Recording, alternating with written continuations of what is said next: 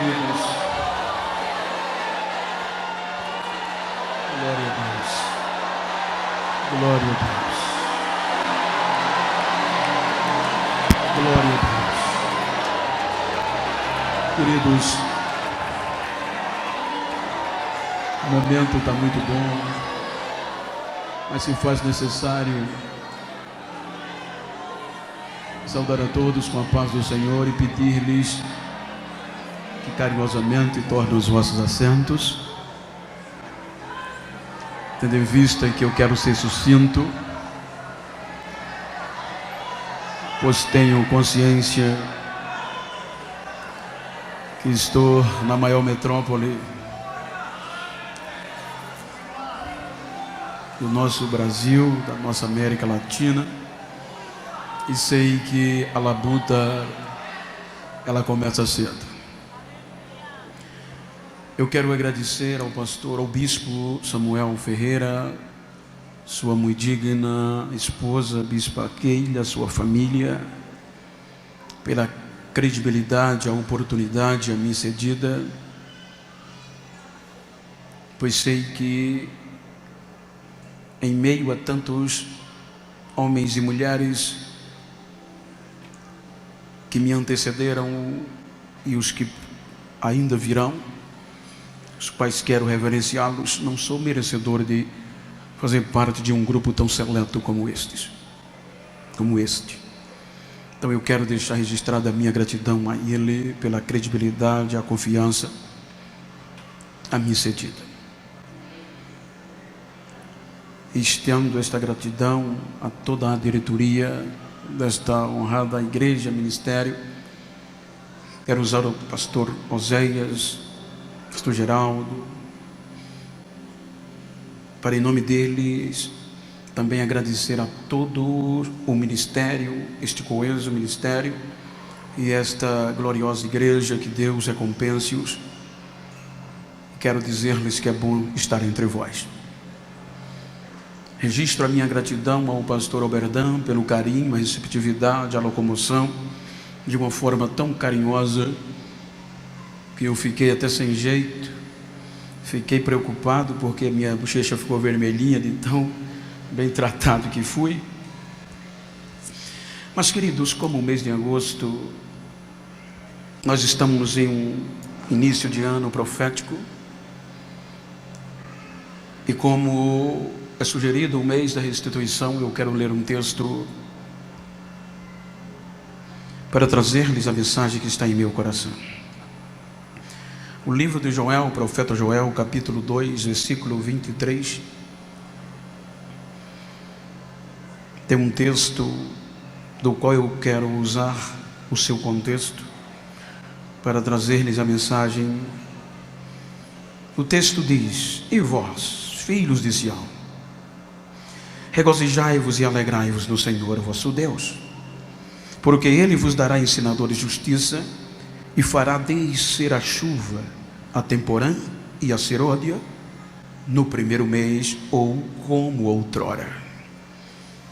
Versículo 25, 24: e as eiras se encherão de trigo, e os lagares transbordarão de mosto ou de vinho e de azeite. Amém? Queridos,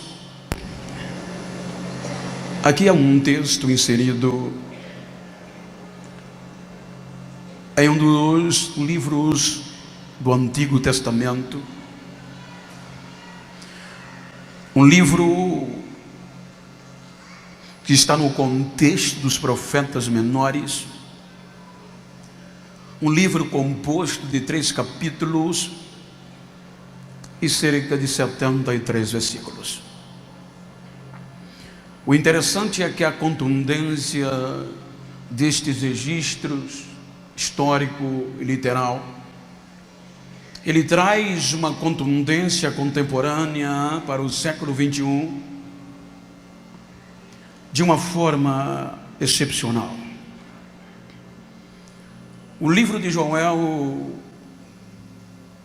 a própria pessoa, ele não nos traz um contexto histórico do qual a gente possa estender, a não ser o nome, o Pai, e a etimologia de ambos, que Joel é o Senhor, é Deus, ou Yahvé, e o pai Petuel, persuadido por Deus.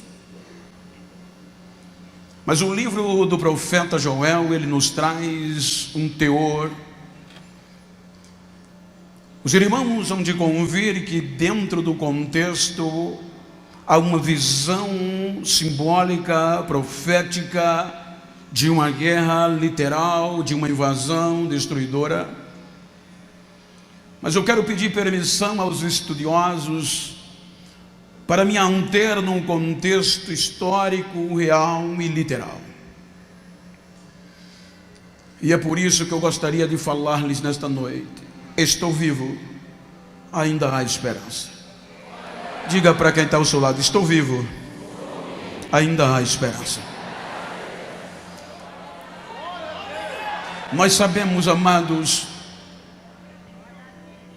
em todo o contexto de Israel,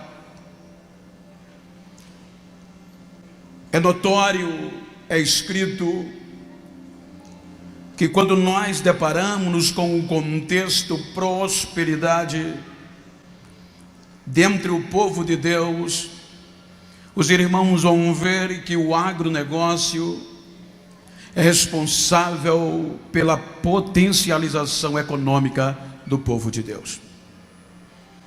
O povo de Deus que a Bíblia diz se estabeleceu em uma terra próspera, depois de viver cerca de 430 anos debaixo de jugo.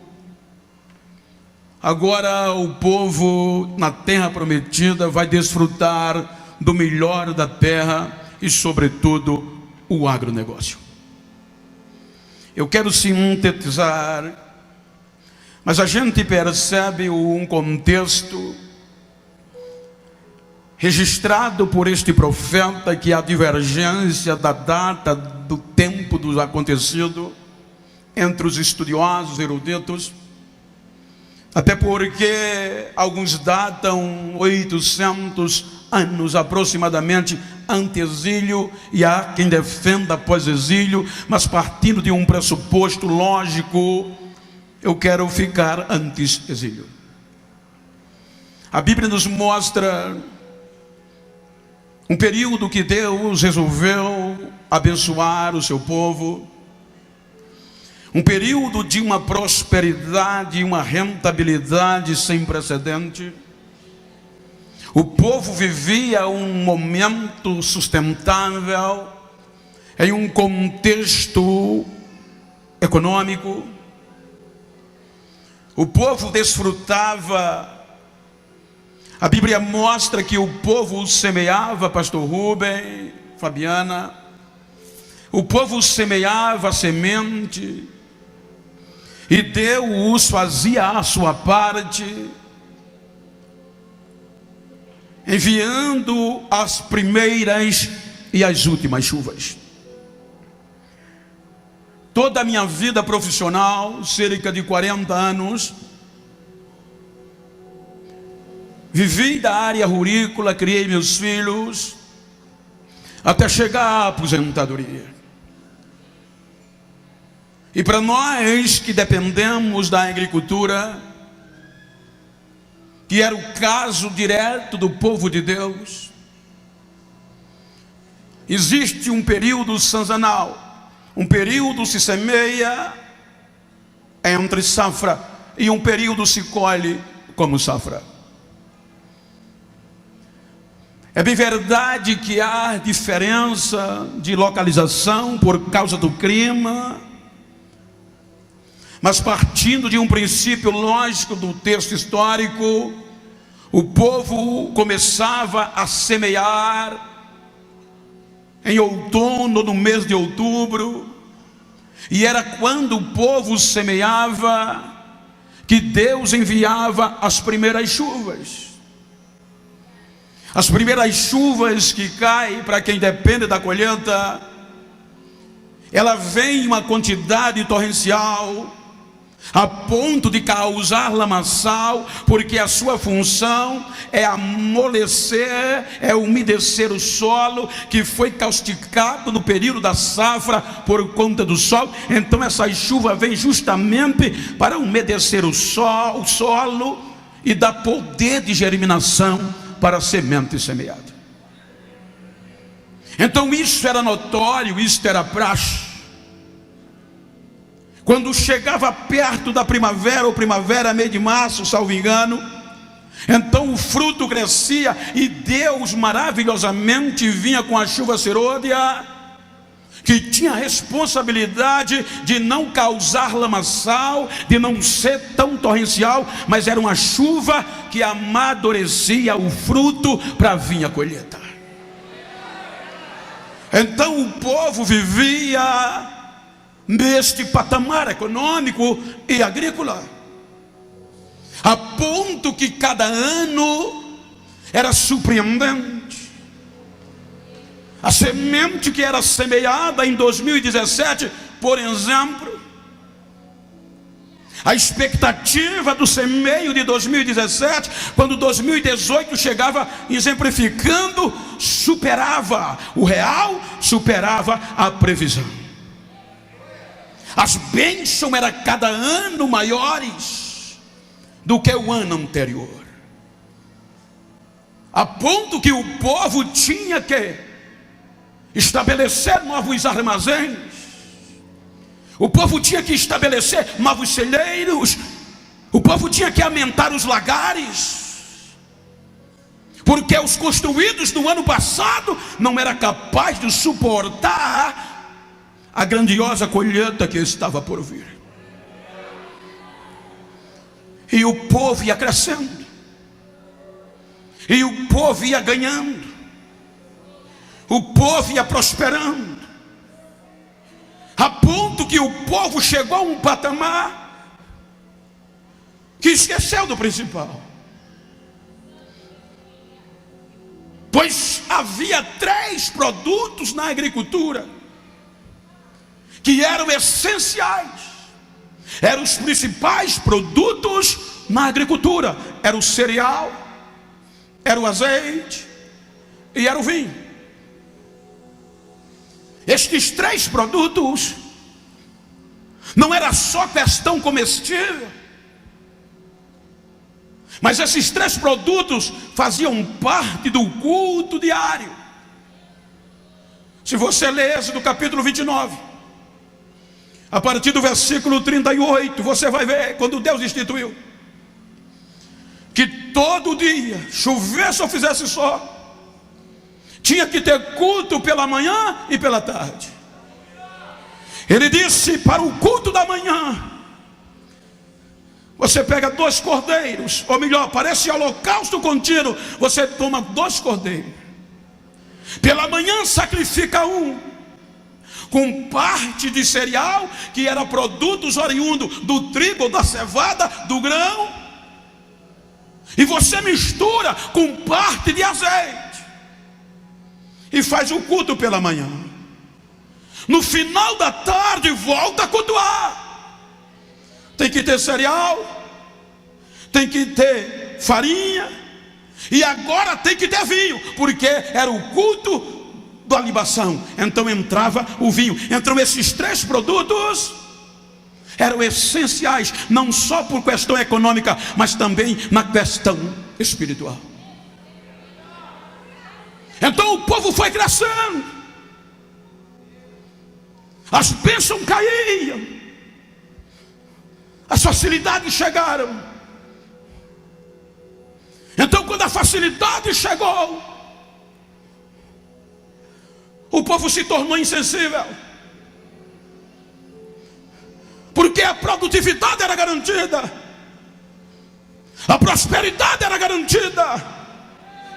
Então tudo ficou fácil. Para que orar de manhã? Para que orar à tarde, se nós não precisamos mais? O povo creditou a potência econômica aos equipamentos agrícolas, os insumos, e o povo esqueceu que ele semeava, mas era Deus que fazia crescer, era Deus que amadurecia. E o povo acreditou que eram os insumos, os fertilizantes, e começou a viver período de facilidade. E o período de facilidade, o povo começou a cultuar como queria. O povo começou a se embriagar pela produtividade.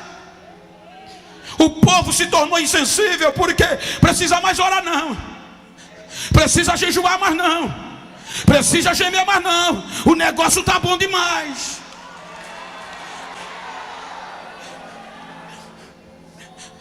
Há alguns aqui onde convir que uma geração da qual nós somos frutos não viveram tanta facilidade feito nós.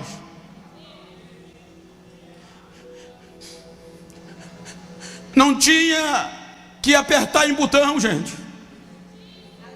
Não tinham página para acessar. Nada contra o poder gracioso da pós-modernidade, muito pelo contrário.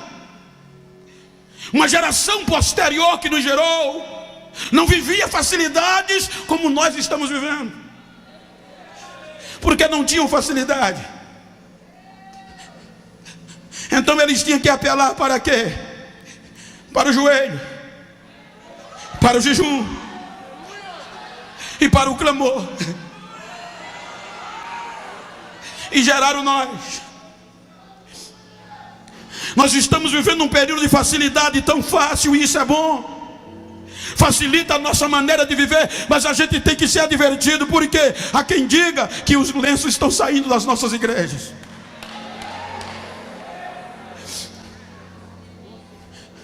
Então o povo se tornou insensível.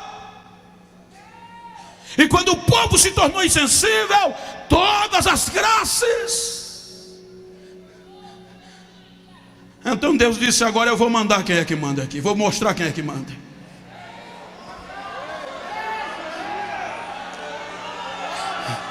Porque o povo enriqueceu e perdeu a sensibilidade, pastor Oséias.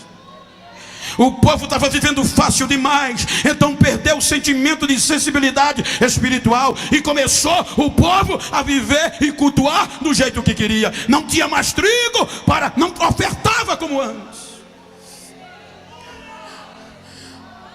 Aí, em rápidas palavras, simbolicamente, aí Deus envia uma praga da qual eu não quero ter detalhe, que o tempo não me permite. E de uma forma literal, esta praga de um dia para o outro devasta tudo. Esta praga é tão considerada como exército de Deus, que eu estava lendo um artigo que por volta, salvo engano, 1845, salvo engano, houve uma praga dessa no Líbano, e o escritor, uma testemunha ocular, deixou registrado que ele diz: amanheci o dia com lavouras verdejantes debaixo dos meus olhos, e de repente, como mágica, tudo aquilo desapareceu.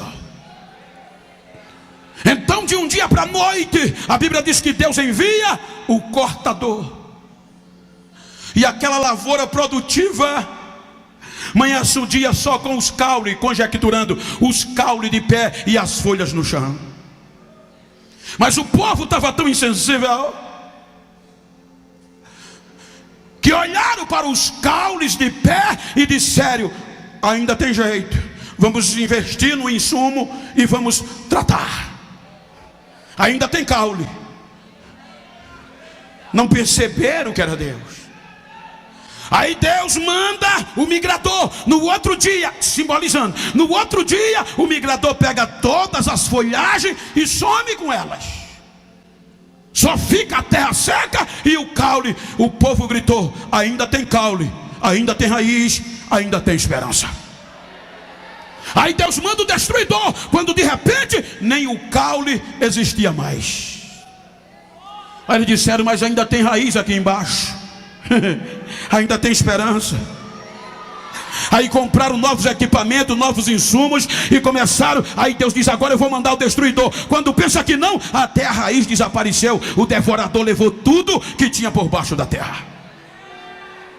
Mesmo sem raiz, a insensibilidade foi tanta. Aí Deus disse: agora eu vou sustentar a chuva. Então o povo comprava semente de qualidade.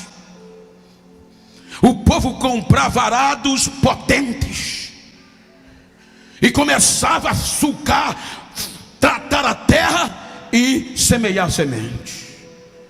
Cada ano, cada dia, mais qualidade.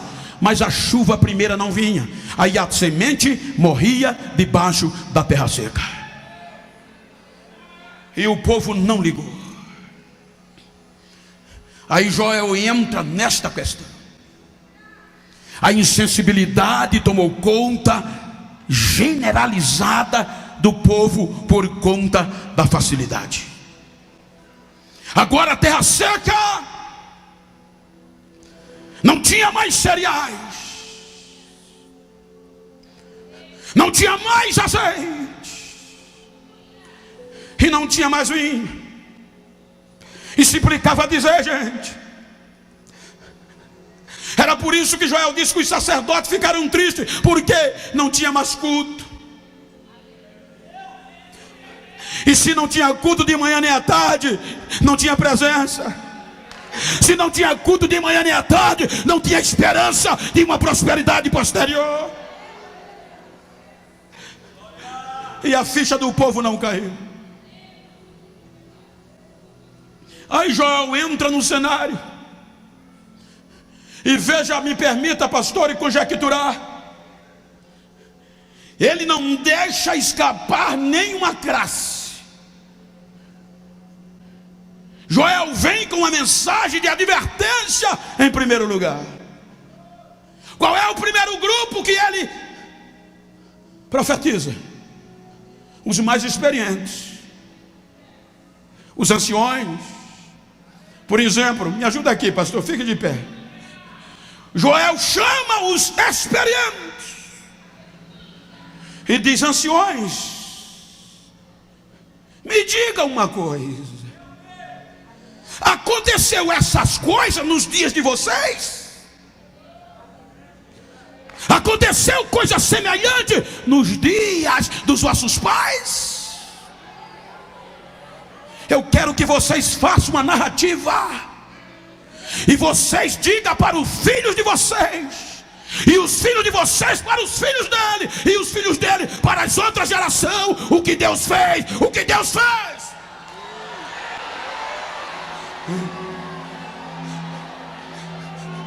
Depois que ele profetiza para os anciões, obrigado, pastor, aí ele se volta para o povo de Israel. E quando ele se volta para o povo de Israel, ele é taxativo. Ele diz: despertai e abre-os. Vocês não estão percebendo? Vocês estão insensíveis, que é a maior característica de um ébrio, a insensibilidade. Vocês não estão percebendo que não tem trigo, não tem azeite, nem tem vinho, e a terra secou. Faça alguma coisa. Aí depois que ele profetiza para o povo, ele volta para os latifundiários, para a liderança, para aqueles homens que eram responsáveis pela agricultura, pelo agronegócio, os vinhateiros e os lavradores. Aí ele olha no contexto dos empresários da época e diz: vinhateiros, lavradores, será que o que está acontecendo não envergonha vocês? Vocês não estão vendo que a terra está triste?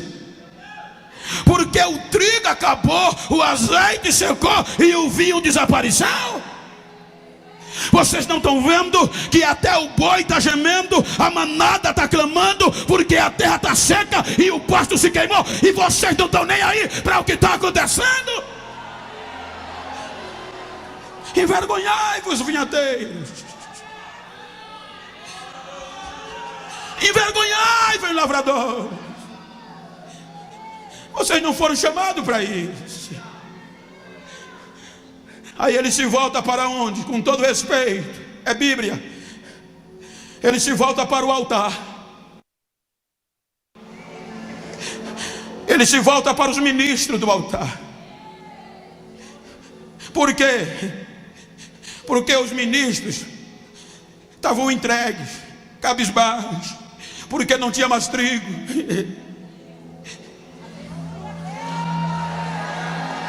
Porque não tinha mais ofertas, não tinha mais azeite, e não tinha mais o vinho para fazer culto pela manhã e à tarde. E como sobreviver? Aí ele volta para o ministro do altar e diz: ministros do meu Deus,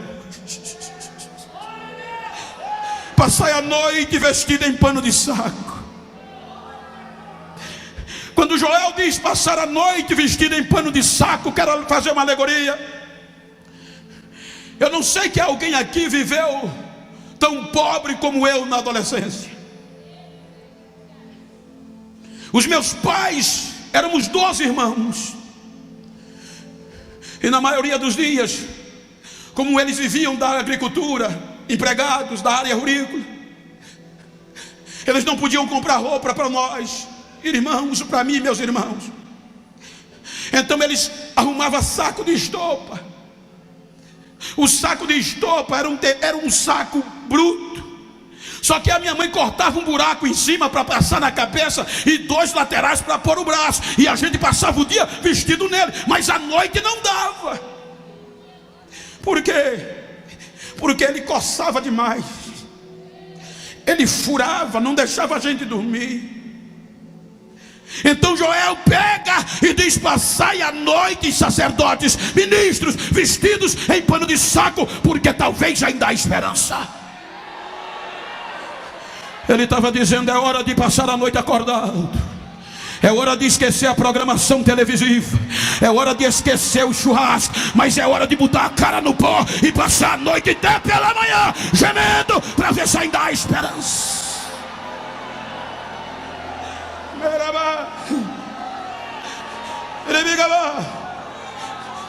A terra secou, a crise chegou. Aí ele volta para o altar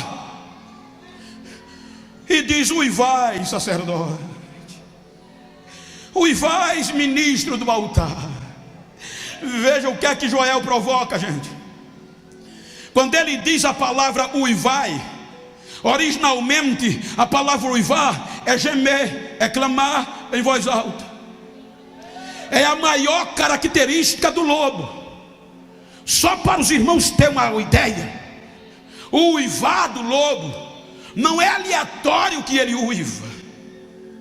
A primeira coisa que faz o lobo uivar é para reunir a alcateia para prosperar.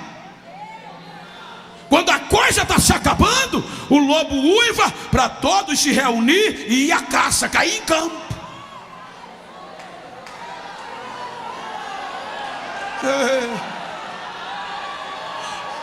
A crise está chegando, não vamos aguentar, vamos uivar para ele vir, vamos cair no campo, vamos semear, vamos atrás de caça.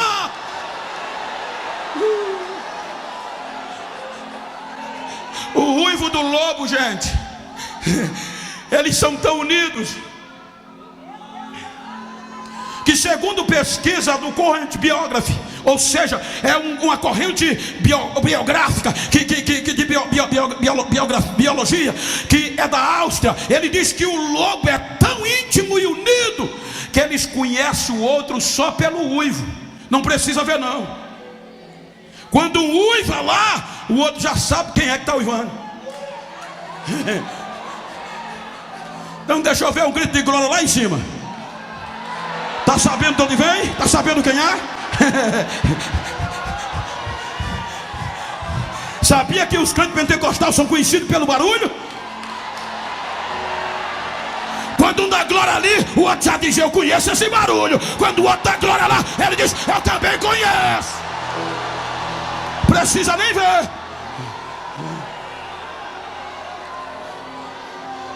E a terceira característica do lobo, gente, o uivo tem muita coisa.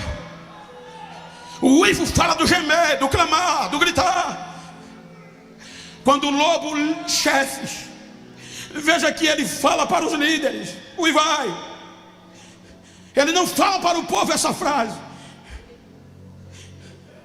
Por quê, gente? Porque o grito de unidade, o uivo do lobo, em terceiro lugar, é para afugentar o perigo. A Bíblia fala do lobo da tarde. Em Abacuque é a mais valente, é a classe mais valente. Quem são os lobos da tarde? Os líderes. Por que eles estão aqui? Porque quando eles percebem que a sua alcateia está correndo risco e os inimigos querem entrar, os pedradores, então os lobos líderes valentes não vão lutar com as unhas nem contra os dentes com o inimigo. O que é que ele faz? No cair do sol, no crepúsculo da tarde, ele sobe para a mais alta montanha, para o monte. E quando chega em cima do monte, todos perfilhados, coloca o focinho para cima, coloca o joelho no chão e o focinho para cima, pode olhar. E um som tremendo, uniformemente eles começam a gritar: au!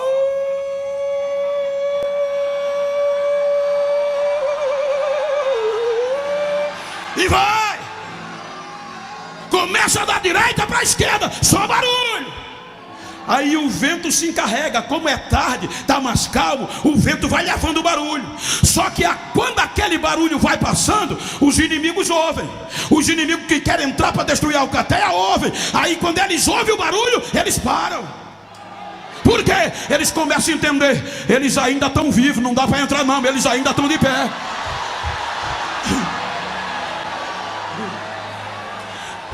A nossa igreja pentecostal, ela não é conhecida assim simplesmente pela mídia, ela não é conhecida pelo status de igreja, mas o que identificou foi o barulho de glória, de aleluia. Era barulho de glória, de aleluia, que sacudia lá fora.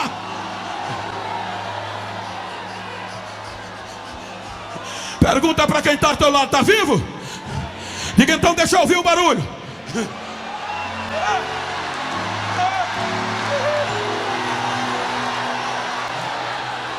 Está vivo? Se está vivo, tem esperança. Está vivo? Não podemos entrar enquanto tiver crente pentecostal de pé, gente.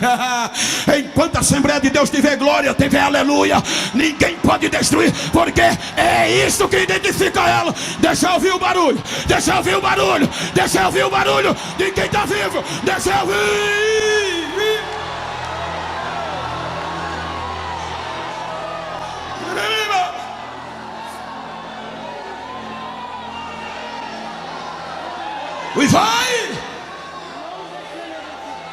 Uivai, sacerdote. Dá um toquinho quem está para o outro lado, diga: é tempo de uivar, meu filho. Bota o joelho no chão e a cara para cima, e abre a goela.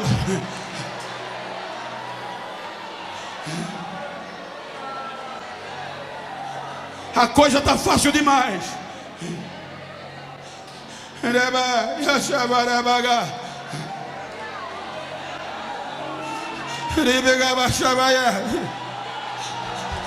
A coisa está fácil demais.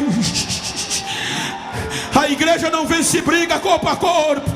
A igreja vence briga com o clamor, com o barulho, com o jejum, com a oração, com o rogo.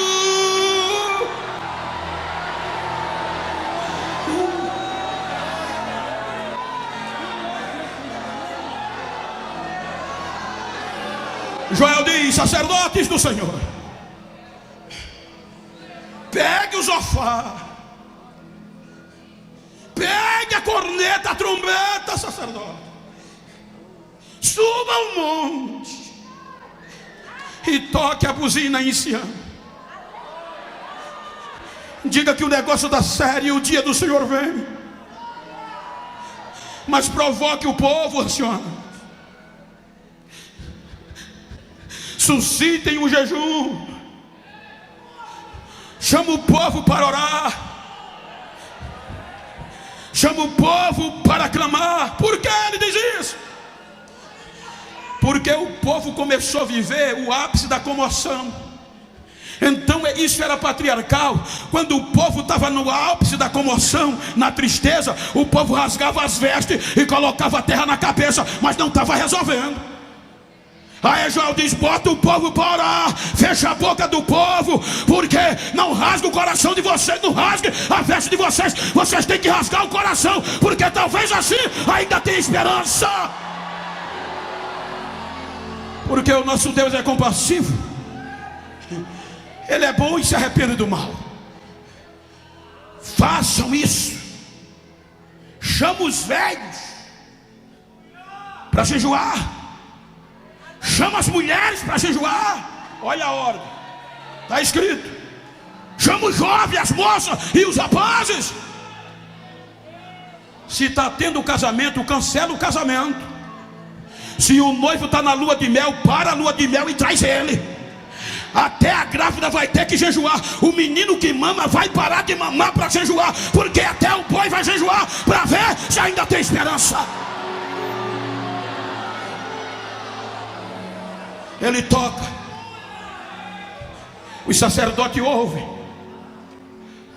os anciões ouvem, e daqui a pouco está velho com a cara no chão, está rapaz, está moça, está mulher. A noiva saiu do tálamo e o noivo da lua de mel. A grávida teve que vir. A que amamentava parou de amamentar e estava todo mundo de joelho gemendo. Quando ele geme e clama,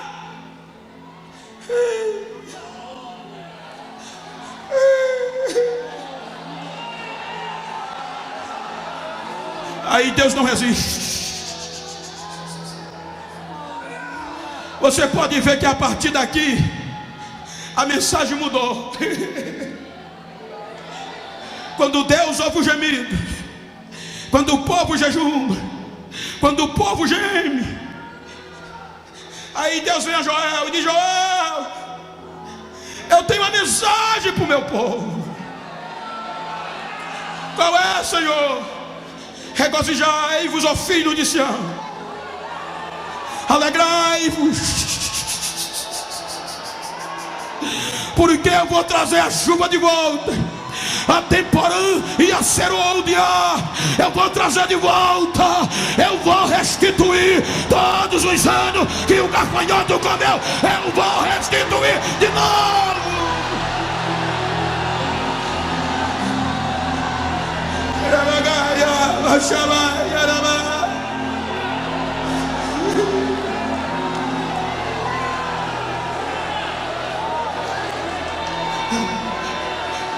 As vassajeiras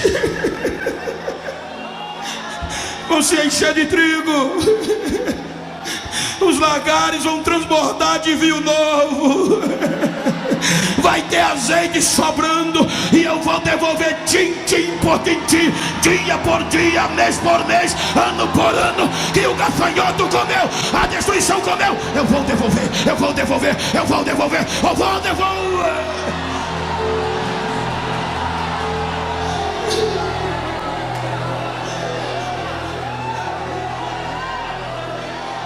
Veja a promessa de Deus. É aqui que ele diz: eu vou devolver a temporã e a serôdia. Gente, isso aqui é demais. Olha o que é que Deus faz. Está pensando que é só assim? Eu vou para um culto e pegar e pronto? É não. Se fosse era bom demais. A chuva temporã era uma chuva fora de tempo. Como eles perderam o tempo, Então agora Deus não diz: eu vou mandar a primeira chuva. Ele diz: eu vou mandar a chuva temporã, que era uma chuva fora do mês normal, fora do tempo normal. Qual era o problema? Só que agora essa chuva temporã, e tanto ela vinha tão forte que piorava. Porque quando eles perdiam a primeira, por algum motivo, que a temporã vinha, a temporã não vinha mais calma, ela trazia tempestade.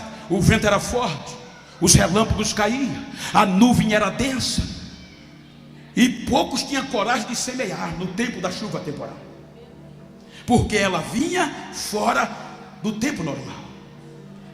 Foi por isso que o sábio do Salomão, ele observando, falando da semeia para colher, ele disse no capítulo 11, salvo engano, de Eclesiastes: quem olha para a densidade das nuvens e quem olha para o vento não vai semear, e quem for olhar para a nuvem não vai colher. Ou seja, tem que ser macho, tem que ter sangue para enfrentar a chuva temporã e acreditar na colheita posterior.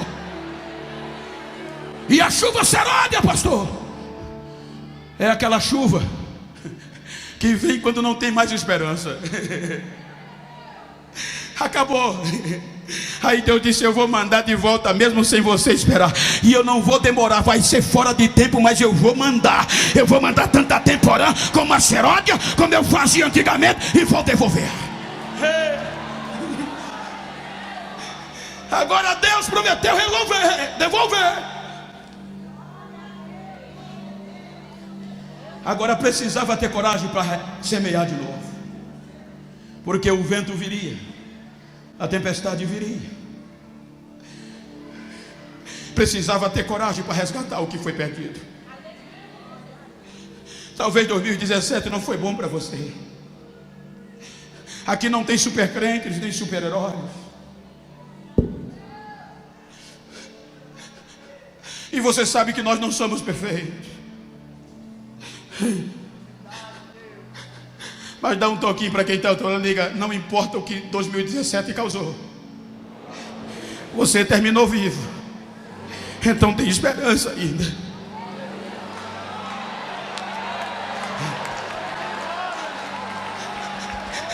Vamos semear, vamos resgatar. Joel, diga ao povo que se fortaleça, Joel, para resgatar, para semear, que eu vou devolver. Mas, Senhor, os celeiros estão desolados. Com que a gente vai resgatar? Não tem ferro, não tem aço. Então diga que façam lança das vossas podadeiras, das vossas foices, e façam espada das vossas enxadas ou rédeas de arados. Mas os arados enferrujaram e as podadeiras apodreceram. Não importa, está podre, está enferrujado, está, mas ainda tem alguma coisa? Tem. Então deixa o resto comigo. Eu só quero que eles entrem na guerra, não chame covarde, chame valente. E eu quero que mesmo com o que apodreceu, mesmo com o enferrujado, ele entre com o peito para frente, gritando fraco: eu sou forte, eu não vou me render, eu sou forte, eu vou enfrentar a tempestade.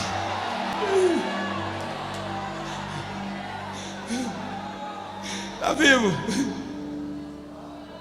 Eu estava lendo um artigo, volto a dizer, que me dizia o seguinte: quando tudo parecer acabado, quando não houver mais esperança, quando você olhar não ver mais perspectiva e ninguém mais acreditar em você, então antes de tu entregar os pontos, antes de você desistir, vai numa banca de jornal mais próxima. Quando você chegar na banca de jornal, não compra um jornal mais recente e não vai ler a primeira página nem a segunda, que é sempre notícias políticas, policiais ou esporte. Folheia o jornal e vai procurando a página de obituário. Quando você chegar na página de obituário, no cabeçalho tem uma cruz e um cabeçalho com letras garrafais: nota de falecimento. Abaixo tem uma lista e você começa a ler: ontem morreu fulano de tal, ontem morreu cicrano, sepultar tal dia, ontem morreu beltrano, ontem morreu fulano, ontem morreu cicano, ontem morreu, valendo, ontem morreu. Chegar no final da lista, o seu nome não tiver, Você está vivo.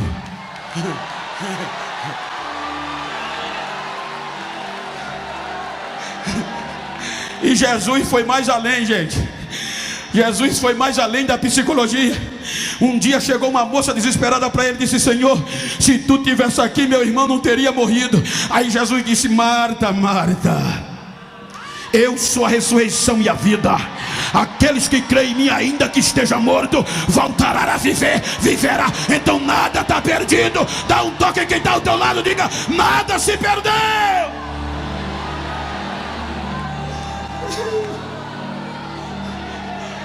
Vamos resgatar agora. Está pronto para resgatar o que perdeu, o que o gafanhoto, o que pensaram que tinha roubado de você? Posso contar com corajosos aqui? Quem quer que Deus vai devolver? Quem crê que 2018 vai ser o ano da restituição? Então fica de pé.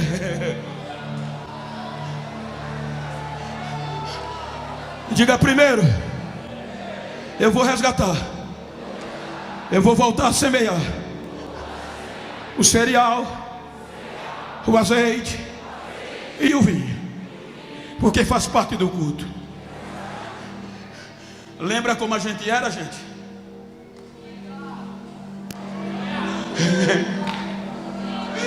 Lembra como eram os nossos cultos?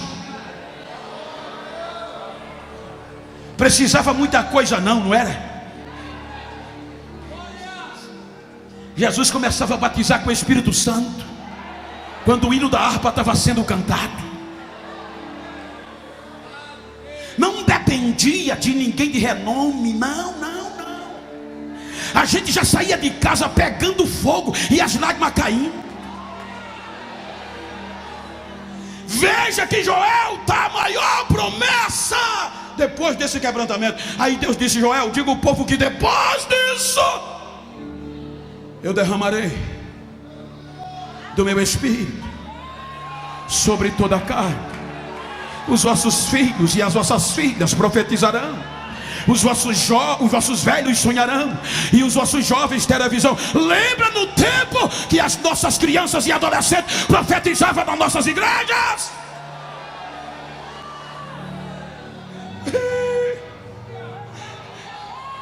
Então olha para quem está ao teu lado, se você pode. Me ajuda aqui, meu amigo, com todo respeito. Se você está perto de uma pessoa do mesmo sexo que o seu, dá uma viradinha para ele aí. Dá uma viradinha para ela. Olha para ele assim como eu estou com meu amigo aqui. E diga para ele: não quero nem saber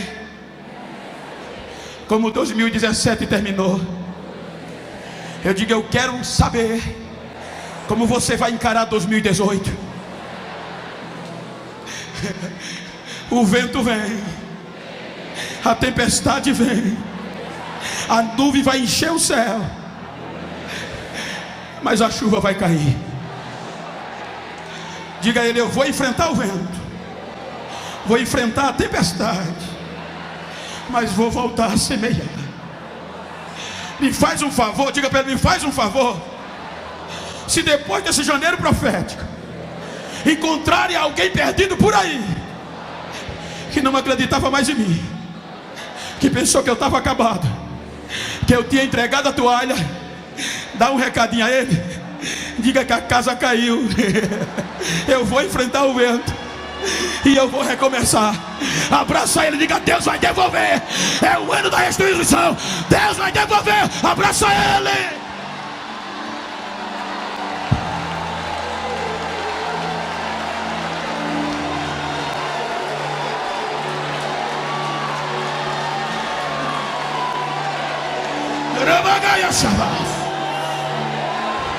O meu corpo está fervendo de unção aqui nesta noite.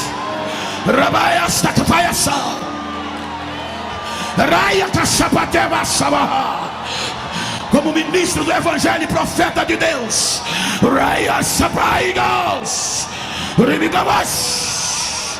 direita e piaçaida.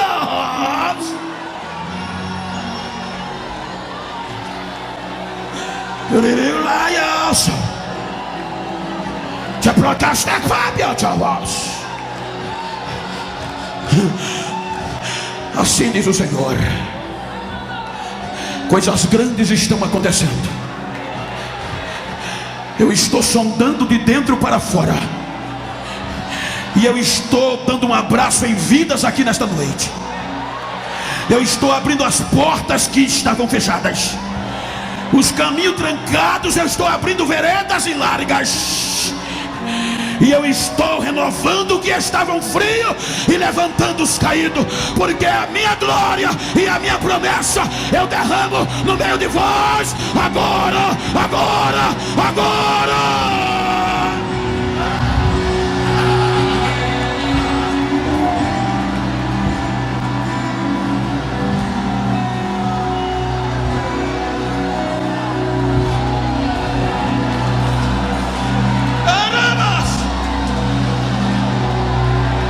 Se você puder, eu quero concluir.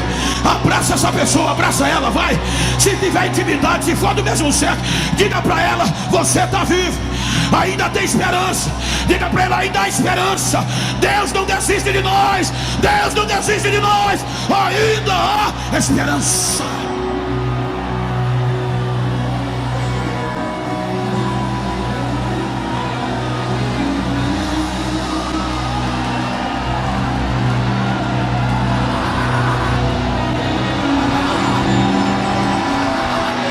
Aleluia, adora, adora, adora.